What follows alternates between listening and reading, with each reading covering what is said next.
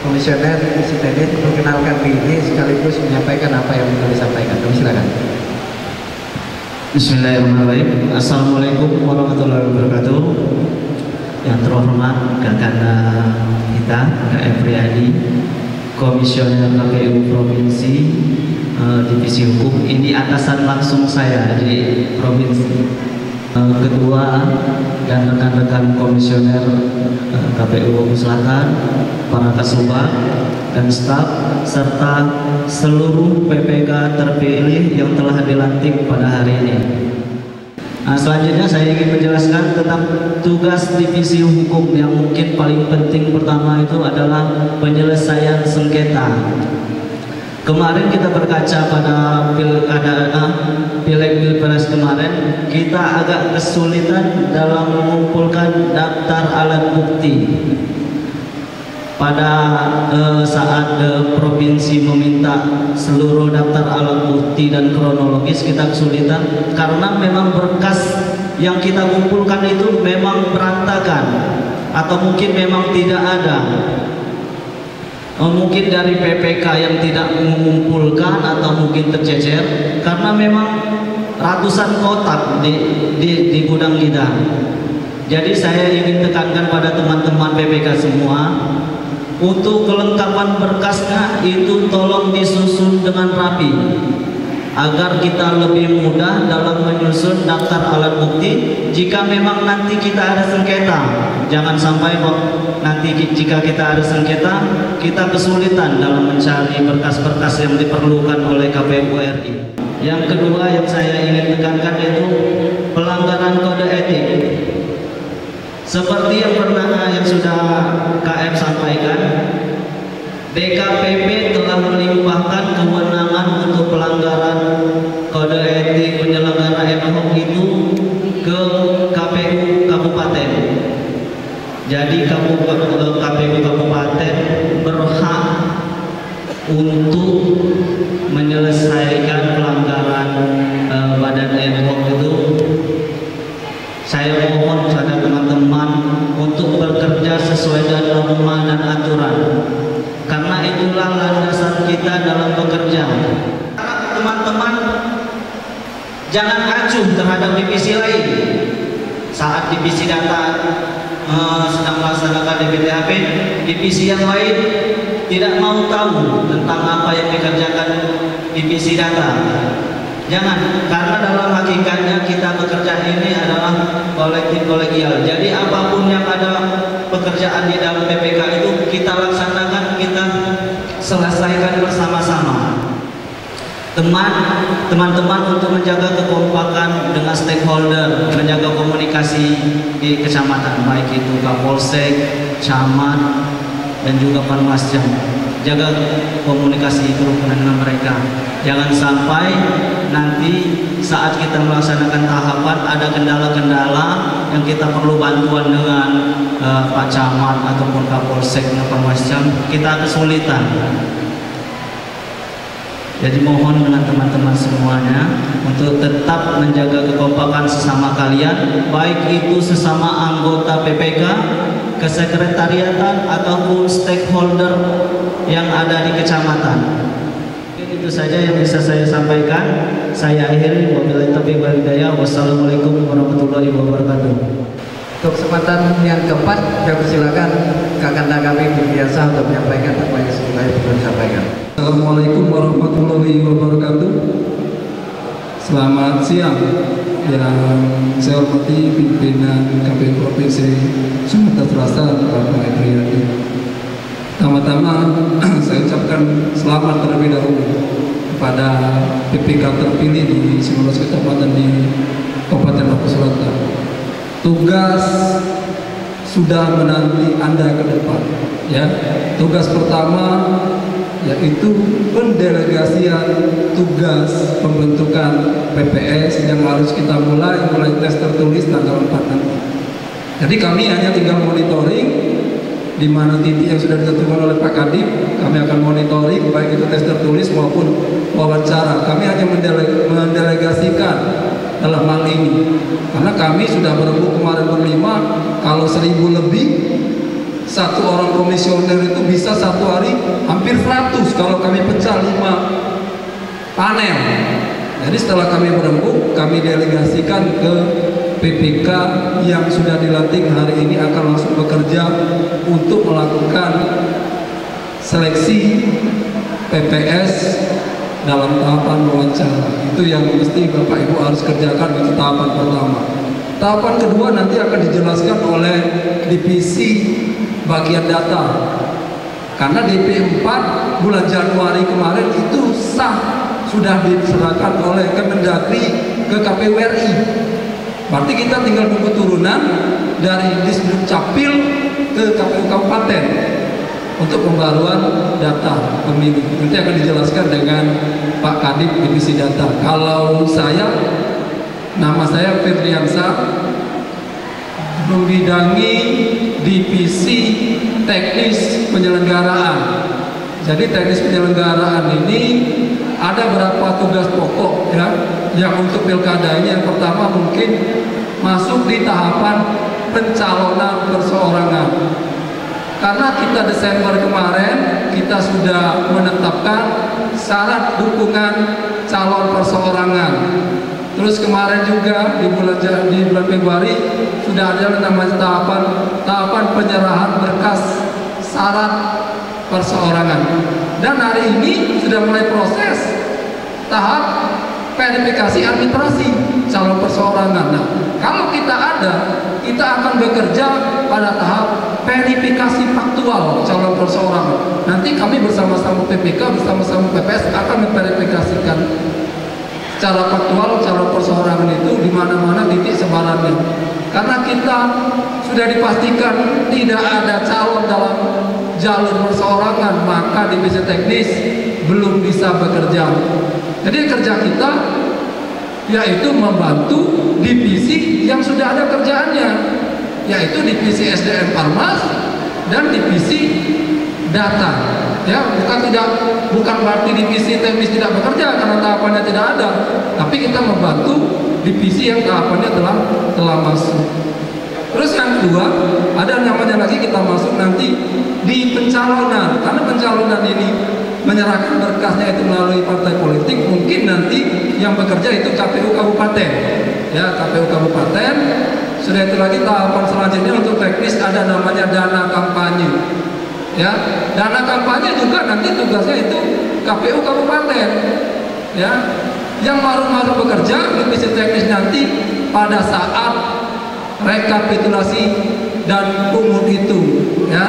Di situ divisi teknis baru bekerja sesungguhnya, ya. Kalau yang pernah jadi PPK sudah tahu bagaimana program situng. Yang kemarin situng kita ini dianggap orang luar. Oh, itu situng itulah tolak ajuan, tolak ukur kita menetapkan calon terpilih, ya. Padahal tidak.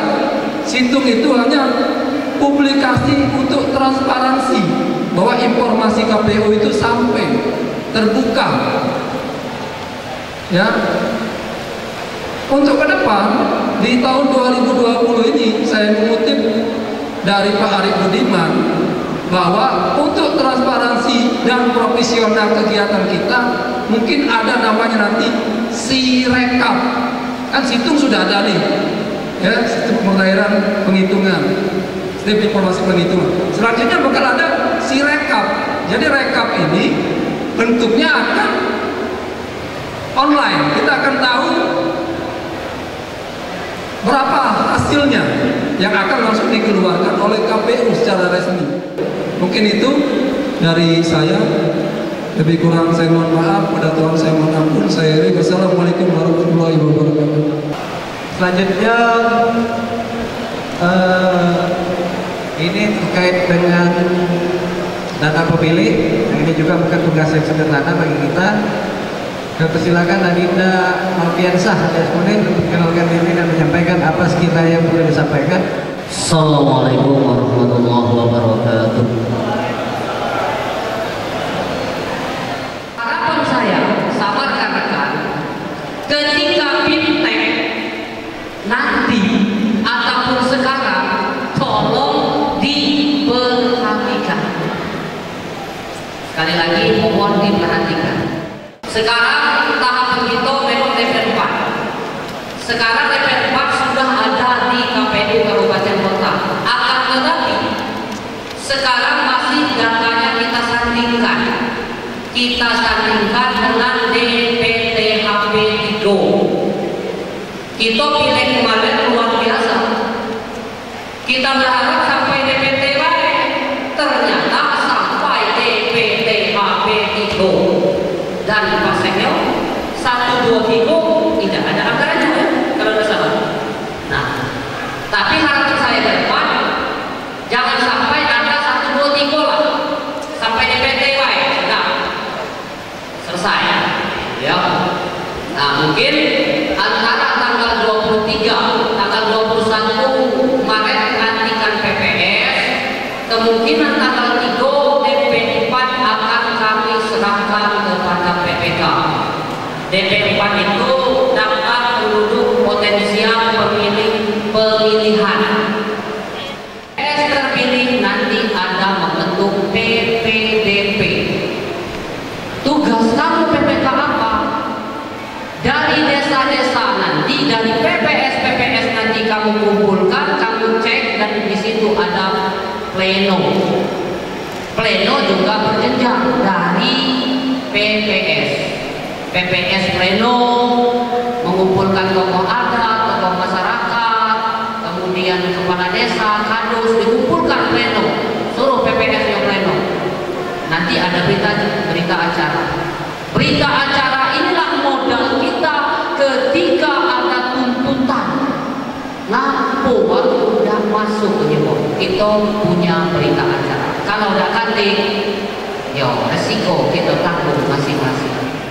Nah, saya rasa itu yang saya sampaikan, lebih kurang saya mohon maaf, dan kepada Tuhan saya mohon ampun. Saya akhiri, wallahul muwaffiq ila aqwamit thoriq. Assalamualaikum warahmatullahi wabarakatuh. Bapak-bapak, para komisioner yang saya hormati, yang kami banggakan, bapak-bapak dan saudara-saudara, para anggota PPK se-Kabupaten Lombok Selatan. Ada yang perlu bapak-bapak dan saudara-saudara PPK laksanakan. Yang pertama, mengajukan dan mengkoordinasikan tentang pengusulan calon sekretaris PPK melalui kepada camat, kemudian nanti sekretaris diajukan sebanyak 3 orang calon, kemudian 2 staf sekretariat ini diajukan 4 orang. Jadi kalau jumlahnya menjadi 7 orang yang dimajukan. Nanti akan disahkan oleh bupati, itu menjadi 3 orang, yaitu 1 sekretaris dan 2 staf penyelenggara di sekretariat PPK kecamatan. Nah, pengajuan ini minimal 7 hari. Diharapkan data-data tersebut sudah berada di KPU Selatan dan akan kami teruskan kepada bupati untuk disahkan. Kemudian dapat kami sampaikan bahwa kita juga mohon bantuan kepada PPK. Jadi baru dilatih akan disuruh kami, yaitu membantu pelaksanaan tes tertulis PPS yang akan diserahkan tanggal 4 Maret. Oleh karena itu nantinya sudah disebagi 9 titik oleh divisi SDM. Nantinya yang menjadi tuan rumah, salah satu yang menjadi tuan rumah nanti berhubungan dengan saudara kami, saudara Heri, untuk meminta biaya, yaitu biaya untuk kebersihan, kemudian juga untuk makan dan obat dan sebagainya. Jadi minimal 1 hari sebelum pelaksanaan atau 2 hari sebelum pelaksanaan bisa ya. Kemudian akan kami jelaskan bahwa operasional PPK ini selama 9 bulan yang terdiri dari biaya adika administrator, kemudian ada sewa gedung atau biaya kebersihan. Pada dasarnya kita hampir seluruh PPK ini menumpang di kantor camat. Jadi minimal untuk biaya kebersihan setiap bulan. Kemudian juga ada biaya rapat-rapat. Nanti besaran biaya itu mungkin ada di Dirjen Bendahara. Kemudian juga ada SPPD, surat perjalanan dinas. Jadi kalau berjalan ke kabupaten ada biaya nantinya. Itu seberapa besarnya nanti berhubungan dengan bendahara kami. Kemudian rencana ada pengadaan baju seragam dari masing-masing PK. Jadi 5 PK ini buat baju seragam. Nanti dikoordinasikan dengan KPU Kabupaten Kota. Nah, kemudian untuk honorarium, baik itu PPK maupun sekretariat PPK, ini akan disalurkan melalui rekening. Sudah buat rekening belum? Sudah ya? Jadi kita buat rekening melalui rekening. Nah, sementara biaya operasional ini tetap manual. Kenapa manual? Sebab tiap-tiap PPK ini lain besaran biaya operasional, makanya diharapkan untuk manual. Tapi dengan catatan nantinya akan dirundingkan dulu antara PPK, kemudian sekretariat PPK dengan bendahara atau dengan Komisi Pemilihan Umum Papua Selatan ini, bagaimana jalan keluarnya yang terbaik. Namun menyangkut dengan administrasi, PPK juga bertanggung jawab mengontrol keuangan yang dikelola oleh sekretariatnya. Jadi diharapkan untuk sekretariat PPK menyimpan dokumen-dokumen dengan rapi. Demikianlah barangkali yang dapat kami sampaikan. Banyak kekurangan di sana sini juga kami mohon maaf. Kami akhiri, wassalamualaikum warahmatullahi wabarakatuh. Baik, terakhir ada beberapa hal yang perlu saya sampaikan juga. Saya mengharapkan terkait dengan pekerjaan yang akan kita lakukan ini bukan hanya berhubungan dengan kita penyelenggara saja. Apapun yang kita lakukan ini berkaitan bertautan dengan pemangku kepentingan yang lainnya. Dari situ saya mengatakan kepada kawan-kawan untuk bekerjalah dengan profesionalisme, dengan baik, jaga integritas kita, jaga netralitas kita. Silahkan hubungi kami ketika misalnya kawan-kawan menemui kesulitan, menemui kendala yang tidak bisa kawan-kawan selesaikan sendiri. Silakan konsultasikan kepada kami, insya Allah kami akan memberikan masukan atau solusi. Kalau seandainya belum pernah ketemu, belum pernah berkenalan, belum pernah bersetubuh dengan PKPU, cari PKPU. Silakan hubungi Pak Padir, minta lainnya, karena mungkin sudah hidup. Kemudian kawan-kawan tidak mungkin bekerja sendiri di wilayahnya masing-masing. Apapun kegiatan kita, ini kita akan berkoordinasi dengan pihak pemerintah kecamatan, TNI Polri di wilayah masing-masing, dan yang pastinya dengan Panwascam.